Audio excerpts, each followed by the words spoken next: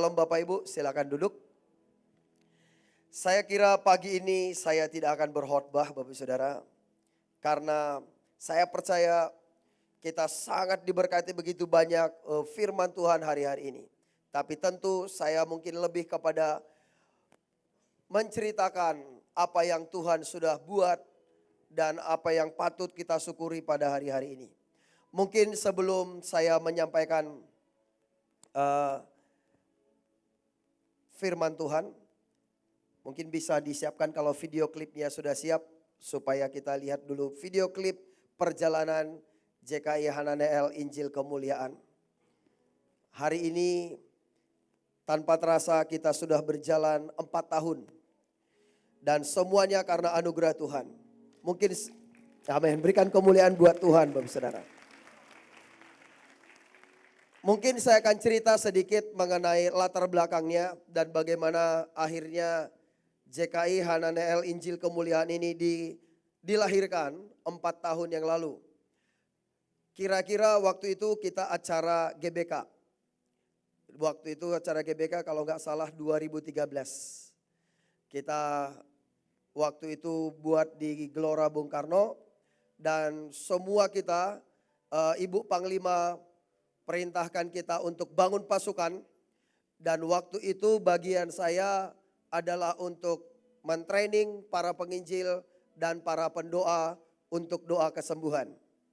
Sehingga kita mulailah banyak pelatihan-pelatihan. Pertama-tama kita ada di Tomang, mungkin hold sebentar ya.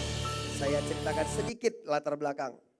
Terus kemudian berjalan di Tomang, kemudian ada di Sunter, dan kemudian juga ada di Kayu Putih di tempatnya Bulang dan Ribu.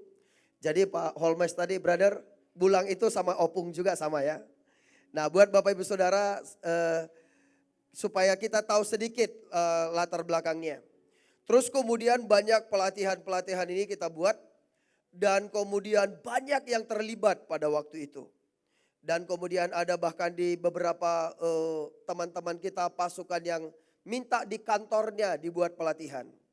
Namun setelah selesai acara GBK, banyak yang meminta mari kita lanjutkan, teruskan pelatihannya. Akhirnya buat terus pelatihan yang kita menyebutnya membangun pasukan. Kemudian mulai beberapa dari pasukan ini meminta kenapa kita nggak buat gereja.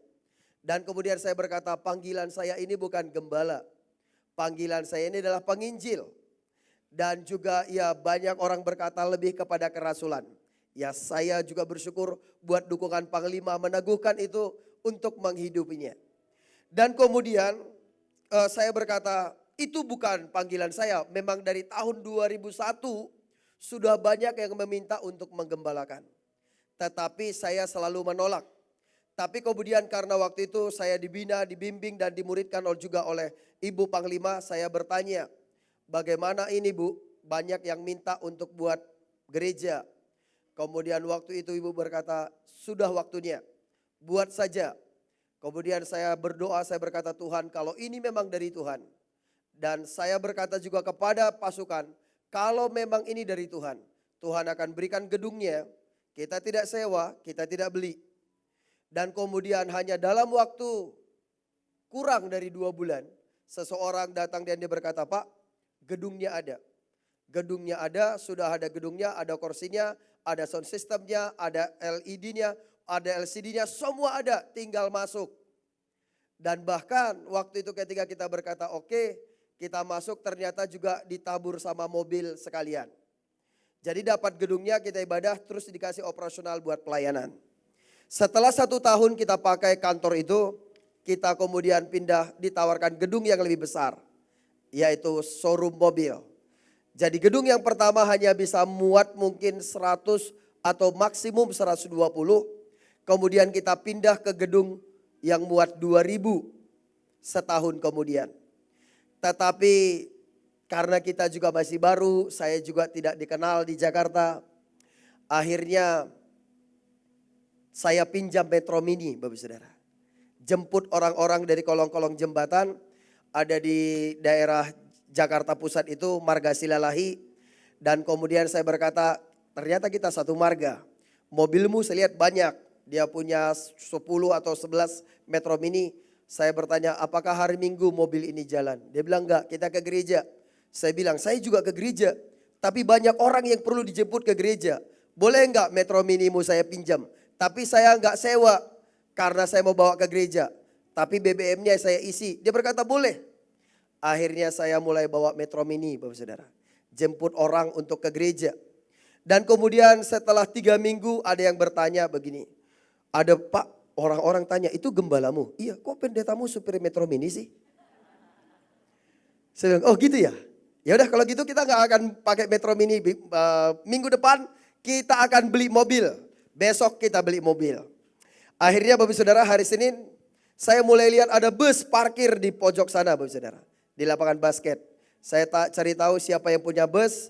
Kemudian diberitahu seorang ibu, saya telepon, Bu, busnya saya pinjam hari Minggu ya. Oh maaf John, itu bukan buat dipinjamkan, itu mau dijual. Oh gitu ya. Kalau begitu saya beli, siapa yang beli? Saya lah. Oke, berapa harganya? Oh ini harganya kemarin kami beli 350 juta. Buat kamu 100 juta aja deh. Oke kalau gitu deal, aku beli ya, aku ambil. Kapan dibayar? Nanti kalau Tuhan sudah kirim duitnya. Akhirnya minggu depannya Bapak Saudara, saya sudah tidak bawa Metro Mini, bawa bus Bapak Saudara. Jadi sekarang busnya namanya Next Level. Jadi Bapak Saudara itu sejarahnya seperti itu. Dan ternyata setelah 1 tahun, menjelang 1 tahun kita pakai gedung ini, memang kita gak bayar. Pemiliknya bilang sama saya, Pak, ini gedung ini banyak yang minta. Ini ada yang rela bayar 5 miliar Pak. Buat Bapak kita kasih gratis aja. Tetapi kemudian setelah hampir setahun kita diberitahu, tapi Bapak bayar pajaknya ya dan maintenance. Bapak Ibu Saudara, kemudian kita melihat pajaknya sendiri Bapak Saudara. Itu bisa beli gedung baru. Akhirnya kita berkata mungkin kita akan pindah aja. Akhirnya kita pindah di depannya yang hanya bisa memuat 250 sampai 300 orang. Akhirnya kita pindah di situ dan kemudian memang sejak seperti dari awal panggilan utama kita itu adalah membangun pasukan. Dan kemudian mengenai gereja, waktu itu kemudian saya bertanya kepada ibu pembina, saya bilang, Bu ini bagaimana? Ya sudah langsung aja kepada berafiliasi dengan yang sudah ada. Dan kemudian itulah sebabnya kita berafiliasi dengan JKI Hananeel Bapak Saudara. Dan karena memang JKI Hananeel juga sudah berjalan sejak 2008 atau 2009. Nah itulah sebabnya kenapa kita JKI Hananeel. Tapi karena goal kita adalah penginjilan dan pemberitaan dan kemudian Injil kemuliaan. Nah itu sedikit latar belakangnya. Dan kemudian kita mulai terus mengembangkan pelayanan, bangun pasukan, terus berjalan. Dan salah satu yang sampai setiap ibadah itu bisa pernah 145 di rumahnya Bulang dan Ribu. Dan tiap minggu rata-rata 55 Bapak Saudara. Jarang sekali di bawah 50, hampir gak pernah. Rata-rata 50 yang datang di Kayu Putih. Dan kemudian dari situ juga ketemu Bulang dan Ribu. Dan mereka sekarang adopsi satu kabupaten, Kabupaten Karo. Ya beri kemuliaan buat Tuhan Bapak Saudara. Dan bahkan walaupun Bulang dan Ribu mereka di Jakarta semangatnya, semangat anak muda 1 tahun bisa 10 sampai 12 kali ke Tanah Karo. Dan baru bulan lalu 2 kali ke Tanah Karo Bapak Saudara. Jadi coba lihat kiri kananmu, kamu kemana aja. Oke, itu semua dampak dari bangun pasukan Bapak Saudara. Dan hari ini kita melihat bagaimana dari Pluit sudah ada 2 atau 3 gereja rumah di Pluit. Ada juga 4 dan 5 di Kedoya. Dan kemudian di Tanjung Priuk juga sudah ada 4. Ada dari Volker, ada dari Tanjung Priuk, ada dari Premik, ada yang dari Plumpang Bapak Saudara. Dan kemudian ada di Jakarta Pusat dan kemudian ini mulai dari Pondok Gede. Di Pondok Gede juga ada tiga berapa? unit? 5. Ada 5, jadi di situ namanya ada taman pemulihan, ada taman sukacita, ada taman blessing, semuanya namanya taman. Taman itu singkatan transformasi mental anak negeri. Jadi Bapak Ibu Saudara ada juga rumah taman, itu di Rawalumbu, itu rata-rata anak-anak sekolah. Ada juga taman di sini Bapak Saudara, di Surya Permata Indah. Jadi semua kalau di Rawalumbu rata-rata anak-anak sekolah. Kalau di Surya rata-rata pelayan-pelayan Tuhan. Di Senen juga rata-rata pelayan-pelayan Tuhan. Dan di Kedoya selain melayani juga menampung pemulihan. Jadi kalau sudah tidak bisa dibina di Surya atau di rumah taman, kita akan kirim ke Pondok Gede Bapak Saudara. Di Taman Sukacita. Atau di Taman Pemulihan Bapak Saudara. Nah Bapak Saudara, apa itu Taman Sukacita? Itu adalah untuk menampung lansia atau yang sakit, atau yang korban KDRT, atau yang dibuang keluarganya, kita akan tampung. Ada Oma Nelly yang luar biasa di sana. Oma Nelly menampung sangat banyak orang, bahkan yang otaknya dikeluarkan. Kalau Bapak Saudara kuat nanti boleh minta sama saya fotonya. Bagaimana kepalanya dibuka di situ, kepala otaknya bisa dikeluarkan dan orangnya ada di situ dirawat sama Oma Nelly. Ada yang badannya sudah tidak berbentuk juga ada. Dan pokoknya Bapak Saudara, kalau Bapak Saudara merasa hidupmu begitu susah dan sulit, saya sarankan refreshinglah ke Taman Sukacita Bapak Saudara. Dan kemudian ada lagi Taman Pemulihan. Nah itu ada juga di Pondok Gede. Taman Pemulihan ini Bapak Saudara, kalau ada mereka yang punya dunia sendiri, yang kalau diajak ngobrol tidak nyambung, maka akan dibawa ke Taman Pemulihan. Bagaimana selengkapnya? Kalau mengertilah, yang tak mengerti nanti jumpai Kak Yudit Bapak Saudara. Nah mungkin itu kira-kira. Ada juga dapur umum di Tanah Tinggi, di Senen dan juga di Kedoya. Ada begitu banyak hal yang Tuhan bukakan, semua karena anugerah Tuhan. Dan kemudian kita mungkin lihat video klip ini sebentar. Kira-kira ini beberapa hal yang Tuhan sedang kerjakan. Silakan Pak Wahyu.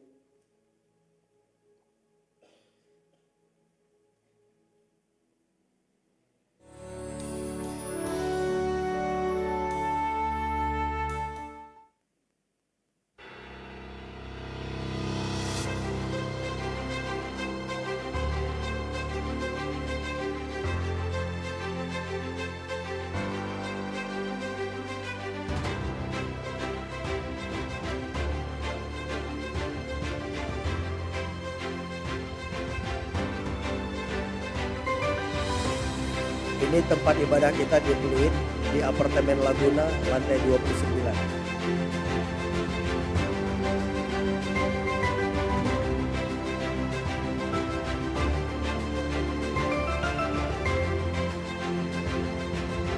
Tulisannya nggak kelihatan ya, terlalu kecil. Ya ini sekolah minggu di Pluit, di Pelumpang dan di beberapa tempat. Ini pos-pos pelayanan kita. Juga turun ke jalan-jalan, ini gereja-gereja rumah, dan juga training-training penginjilan di jalan-jalan, dan kemudian baptisan. Nah, itu Ribu lagi baptis, ini baptisan di kolam renang sebelah kita. Ini KKR di Tanah Karo, ini di lapangan futsal di Pluit. Ini di pulau-pulau ada bimbel.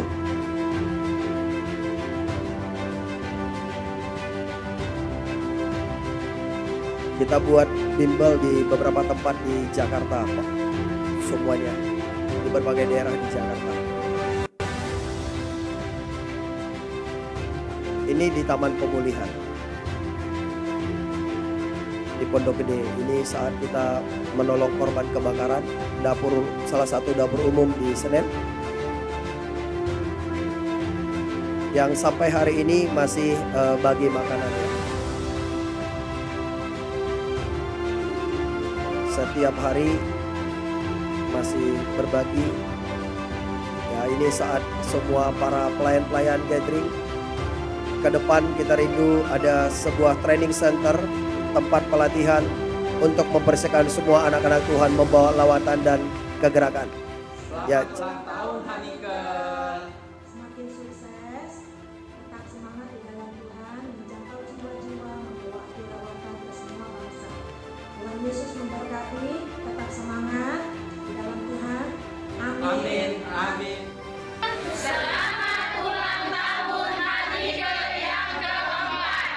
Selamat ulang tahun yang keempat. Kita semakin bertambah. Ini adalah wakil gembala kita, tapi hari ini tidak bisa hadir. Amin. Selamat ulang tahun, happy anniversary yang keempat untuk GKI Hananel Injil Kemuliaan. Terima kasih buat semua doa, support, kesetiaan, korban yang Bapak Ibu Saudara letakkan. Seperti tema kita awal tahun lalu, tahun ini adalah menjadi besar. Dan untuk tahun ke depan adalah 1 Tesalonika 5 ayat 23. Biar semua roh, jiwa, dan tubuh kita terpelihara sampai kedatangan Tuhan Yesus yang kedua kali. Semangat, Tuhan Yesus memberkati. Amin, Bapak Saudara. Jadi satu ayat saja Bapak Saudara di dalam Matius 24 ayat 14. Dan Injil kerajaan ini harus diberitakan sampai ke seluruh bumi. Barulah tiba kesudahannya. Jadi inilah yang menjadi panggilan utama kita. Ini yang akan selalu kita kerjakan, yang kita selalu upayakan untuk kita bisa menuntaskan panggilan dan destiny kita sampai kedatangan Tuhan Yesus yang kedua kali. Dan setelah memberitakan Injil, kita juga buat begitu banyak pelatihan pemuritan. Dan supaya para murid ini sangat cepat menangkap, kita juga mengirim banyak yang sudah di training ke pulau-pulau. Saat ini memang kita lebih banyak fokus ke Tanah Karo. Kita mengirim setidaknya 15 sampai 20 orang, kadang-kadang lebih dari 20. Khususnya bulan-bulan terakhir ini hampir setiap bulan kita kirim. Kemarin baru kembali semua tim tanggal 30 November. Jadi baru minggu lalu baru kembali semuanya. Dan kemudian saya melihat bagaimana saat kita dikirim di Jakarta ini mungkin tidak dikenal orang. Di Jakarta bahkan mungkin jangankan khotbah di depan seperti ini. Pimpin doa pun belum tentu pernah. Tetapi begitu kita kirim keluar, bisa khotbah 3, 4 bahkan ada yang 5 kali. Ada Bu Heni, mana Bu Heni? Bu Heni boleh berdiri sebentar? Nah Bapak Ibu Saudara, ini Bu Heni yang pegang dapur umum. Kemarin dikirim ke Tanah Karo, tiba-tiba di Tanah Karo jadi rasul, jadi nabi, jadi pengajar, jadi pengkhotbah Bapak Ibu Saudara. Terima kasih. Bapak Ibu Saudara tahu Bu Heni, kemarin saya setelah kita training, saya kirim para tim misi kita dan titipkan ke pendeta-pendeta di sana. Jadi tinggal bersama pendeta itu dan kemudian mereka harus buat acara minimum 2 kali dalam 1 hari. Tiba-tiba di sana Bu Heni, Roh Tuhan bekerja dengan luar biasa mengoreksi setiap yang tidak benar di gereja. Memberitahu apa yang gak benar dan pendetanya mengkonfirmasi. Itu benar. Padahal Bapak Ibu Saudara, Bu Heni di gereja kita gak pernah khotbah. Pimpin pujian pun cuman di komsel. Tetapi sampai di sana khotbah, pimpin pujian, mengatur dan semua. Dan buat seminar, buat KKR, doakan orang dan konseling. Tiba-tiba sakti sekali. Nah, oleh karena itu Bapak Saudara, coba lihat kiri kananmu bilang, kalau di sini kau biasa, kamu keluar pasti luar biasa. Jadi Bapak Saudara, kalau Bapak Saudara tidak tahu, saya tidak tahu siapa yang mengirim saya. Nanti temuilah Bu Heni, temuilah Peter Bapak Saudara, daftar ke mereka, kita pasti kirim Bapak Saudara. Terima kasih Bapak Saudara, Tuhan Yesus memberkati.